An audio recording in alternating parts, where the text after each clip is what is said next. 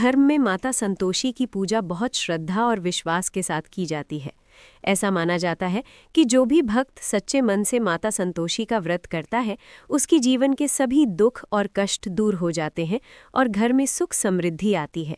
संतोषी माता का व्रत विशेष रूप से शुक्रवार के दिन किया जाता है। इस व्रत को करने से माता प्रसन्न होती हैं और अपने भक्तों को मन चाहा फल प्रदान करती हैं। प्राचीन समय की बात है। एक नगर में एक वृद्धा अपने 7 बेटों के साथ रहती थी। 7 बेटों में से 6 बेटे बहुत कमाते थे और अपने अपने परिवार के साथ सुख से रहते थे। लेकिन सबसे छोटा बेटा बहुत सीधा साधा और भोला था। वो कोई काम नहीं करता था, इसलिए घर में उसकी कोई इज्जत नहीं थी। उसकी भाभियां भी उसे ताने देती रहती थीं। एक दिन सबसे छोटे बेटे की शादी हो गई। उसकी पत्नी बहुत ही सुंदर, सरल और धर्मपरायण थी। वो अपने पति से बहुत प्रेम करती थी और घर के सभी लोगों की सेवा करती थी। लेकिन घर के लोग उसे भी ताने देते रहते थे, क्योंकि उसका पति कुछ कमाता नहीं था। एक दिन छोटे बेटे ने अपनी पत्नी से कहा, मैं काम की तलाश में बाहर जा रहा हूँ। जब तक मैं कुछ कमा नहीं लेता, तब तक घर नहीं लौटूंगा। ये कहकर वो दूसरे शहर चला गया। वहां जाकर उसने एक सेठ के यहाँ काम करना शुरू कर दिया। वो बहुत मेहनती और ईमानदार था, इसलिए सेठ उससे बहुत खुश रहने लगा। धीरे धीरे उसकी मेहनत रंग लाई और वो अच्छा पैसा कमाने लगा। इधर घर में उसकी पत्नी को बहुत कष्ट झेलने पड़ रहे थे। उसकी सास और भाभियां उसे बहुत काम कराती थीं और खाने को भी अच्छा भोजन नहीं देती थी। उसे अक्सर बचा खुचा खाना मिलता था। फिर भी वो सब सहती रही और भगवान से प्रार्थना करती रही कि उसके पति जल्दी लौट आएं। एक दिन वो बहुत दुखी होकर मंदिर के पास बैठी थी। तभी वहां कुछ स्त्रियां संतोषी माता का व्रत कर रही थीं। वे कथा सुन रही थीं और दुड़ चना का प्रसाद बांट रही थीं। उसने उनसे पूछा, आप लोग किस देवी का व्रत कर रही हैं? उन स्त्रियों ने कहा, हम संतोषी माता का व्रत कर रही हैं। जो भी स्त्री सच्चे मन से ये व्रत करती है, उसकी सभी मनोकामनाएं पूरी होती हैं। उसने उनसे विनती की कि उसे भी इस व्रत के बारे में बता दें। तब उन स्त्रियों ने बताया कि ये व्रत लगातार 16 शुक्रवार तक किया जाता है। इस दिन माता को गुड़ और चने का भोग लगाया जाता है और कथा सुनी जाती है। व्रत के दौरान खट्टा भोजन नहीं किया जाता।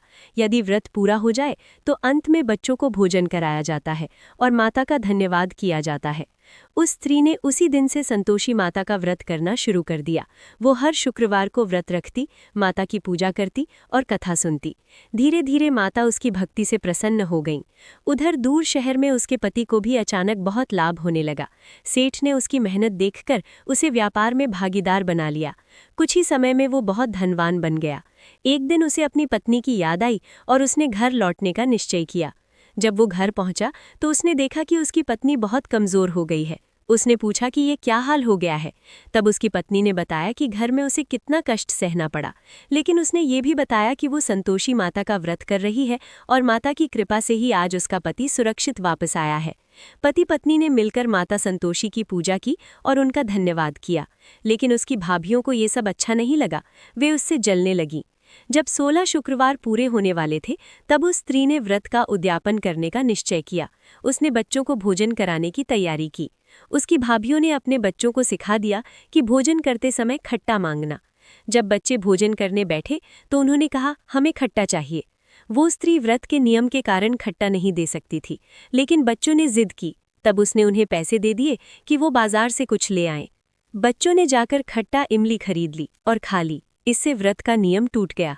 संतोषी माता इससे नाराज हो गईं।